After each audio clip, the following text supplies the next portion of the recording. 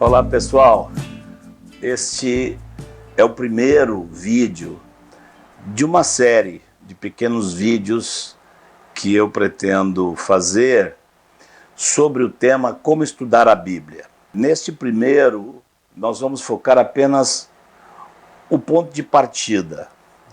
O que eu chamo de ponto de partida? A forma como você se aproxima da palavra do Senhor.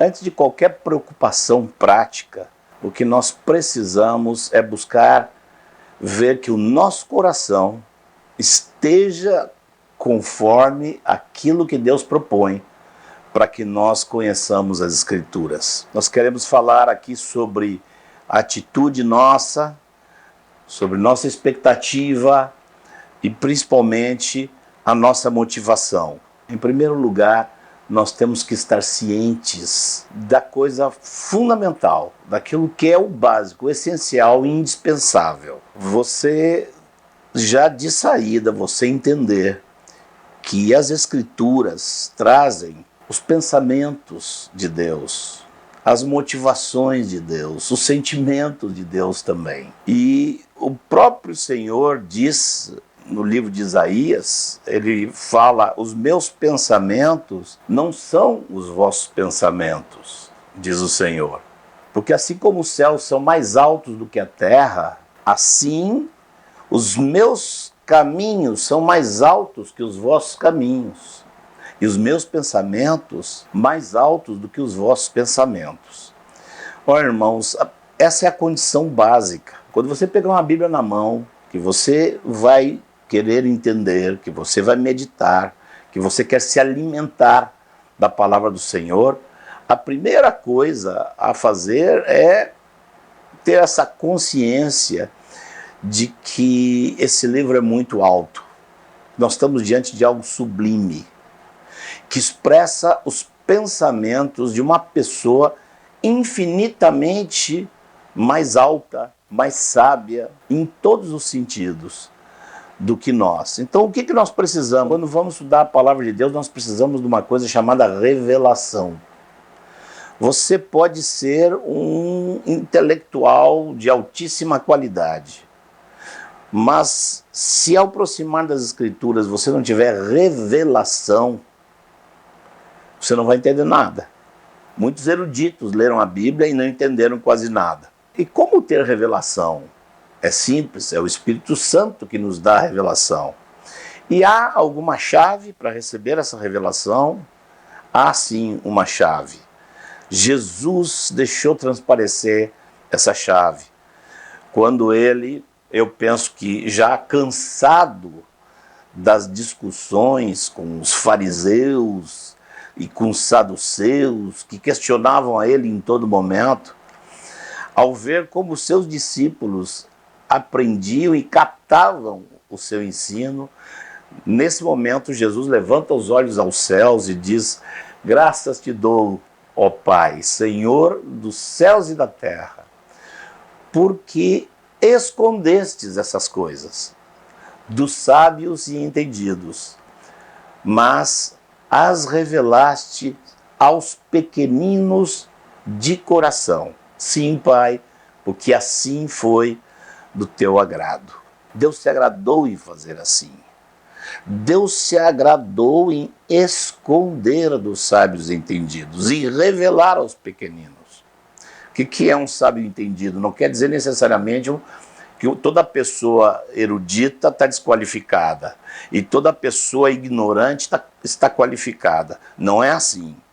É uma atitude de coração. Um homem pode ser um erudito que já leu muito, que entende de muitas coisas, mas se ele no seu coração, ele sabe que aquele livro ali é muito superior à intelectualidade dele e que ele precisa de socorro de Deus, que ele precisa de ajuda de Deus, ele então vai ter uma atitude de pequenino de coração. O inverso também é verdade. Nós podemos conhecer muita gente iletrada, que não sabe nem ler ou escrever direito, mas que se acha, né? Pessoas que têm altos pensamentos a respeito de si mesmos. O Pai se agradou de fazer desse jeito E Jesus também, porque Jesus disse, eu te dou graças, ó Pai, porque tu fizesses assim. Então, essa atitude de ser como uma criança diante de Deus, esse é o fundamento número 1. A atitude com a qual nos aproximamos. Em segundo lugar, eu queria falar da expectativa que nós temos que ter. Você, quando for ler as Escrituras, você tenha uma expectativa alta, uma expectativa que você deve deixar vir lá do alto e entrar no seu coração. A expectativa de que esse Deus grande te acolhe como um pequenino e que mais? Ele vai falar contigo. Essa expectativa é importante. Às vezes Deus fala na hora mesmo. Você está lendo e de repente diz, uau! Mas se isso não acontecer quando você estiver lendo, não se preocupe. Porque muitas vezes você lê, relê, em atitude de oração, considera normal que você tenha dificuldade de entender o texto. Isso faz parte de ser pequenino, você considerar que é normal que você tenha dificuldade para entender o texto. Mas você segue lendo, você segue orando, em algum momento Deus vai falar com você. E essa é a sua expectativa. A expectativa tem que ser essa, que você, através das Escrituras, você aprenda a ouvir a Deus. A palavra de Deus, ela é viva, ela é eficaz.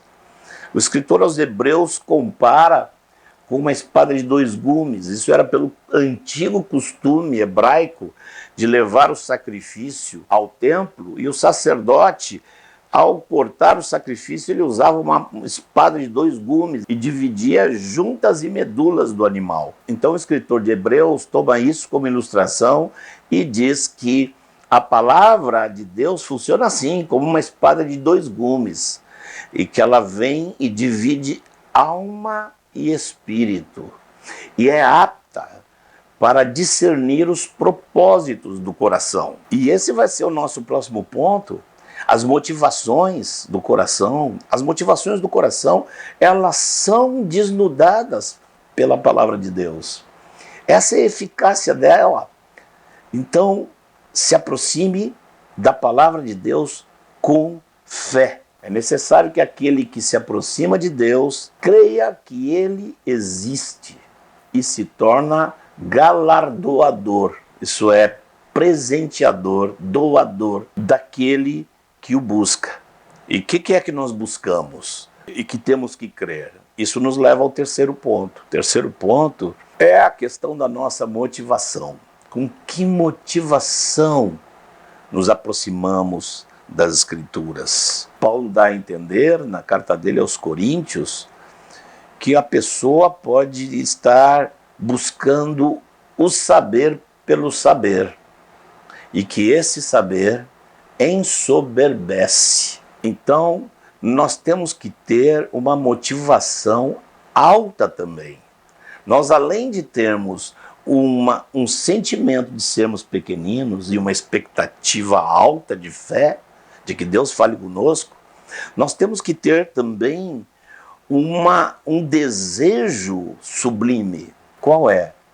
O de conhecer a Deus. Essa é a razão número 1 para nós lermos ou estudarmos a palavra do Senhor, que é, por meio dela, nós podemos conhecê-lo. Nós vamos conhecer sua mente, seu caráter, seus sentimentos, o que Deus pensa de cada coisa, de cada detalhe dessa vida. A vida se transforma quando nós conhecemos como Deus vê cada coisa. E por que queremos conhecer a Deus? Paulo disse na carta dele aos Colossenses, no capítulo 1, versículo 9 e em diante, ele fala das orações dele pelos colossenses e como orava para que eles transbordassem do conhecimento da vontade de Deus. Nós temos que conhecer a mente de Deus para conhecer a vontade de Deus. Por quê? Porque assim nós vamos poder, disse o apóstolo, nós vamos viver para o seu inteiro agrado. Vamos viver de um modo digno do Senhor. Nós vamos viver para agradá-lo, porque nas Escrituras nós descobrimos o que o agrada e o que o desagrada. E também cabe, toda vez que estivermos estudando as Escrituras, além de buscar conhecer a Deus, para agradar a Deus, cabe, e é certo, e agrada a Deus também, que nós procuremos estar cheios da palavra para poder ensinar a outros. Deus quer que nós o conheçamos e transmitamos, depois de havermos agradado a Ele, vivendo aquilo que aprendemos, Ele quer agora que nós vamos adiante e possamos ensinar, possamos compartilhar aquilo que nós estamos conhecendo de Deus na sua palavra. Conclusão: a aproximação das Escrituras e o conhecimento de Deus e da vontade de Deus nas Escrituras é muito mais uma questão de coração do que uma questão intelectual. Você vai necessitar usar o seu intelecto. Você vai precisar entender o texto, você vai precisar refletir, você vai precisar saber interpretar textos, mas tudo isso é indispensável, mas secundário. O primário é a sua atitude de coração. Um pequenino, cheio de expectativa e de fé, e desejoso de conhecer ao Senhor, para agradar ao Senhor e para cooperar que outros também conheçam e agradem ao Senhor. Esse vídeo termina com uma tarefa para você. A tarefa é assim: procura 2 ou 3 pessoas que te conheçam bem, que sejam pessoas de sua intimidade, e leia esse texto de Mateus 11, 25 para essa pessoa e pergunte para ela. Pergunte para essa pessoa: você me vê como um pequenino diante de Deus ou você me vê como um sabichão? Como é que você me vê? Bem, pessoal, se você entende que esse tipo de mensagem é importante, que a mensagem está clara e você quer cooperar para que essa mensagem ela se propague, você sabe o que tem que fazer, não? Você se inscreve no canal, você curte o vídeo, dá aí um joinha para o vídeo, você ativa o sininho lá para receber notificações, porque a partir de agora vão começar a sair mais vídeos meus. Você pode me seguir no meu canal do Instagram, o IG do canal está aí embaixo na descrição do vídeo, e eu te peço então que você faça tudo que tiver ao seu alcance para divulgar esse vídeo com seus amigos, nas redes sociais, etc. Que o Senhor nos abençoe.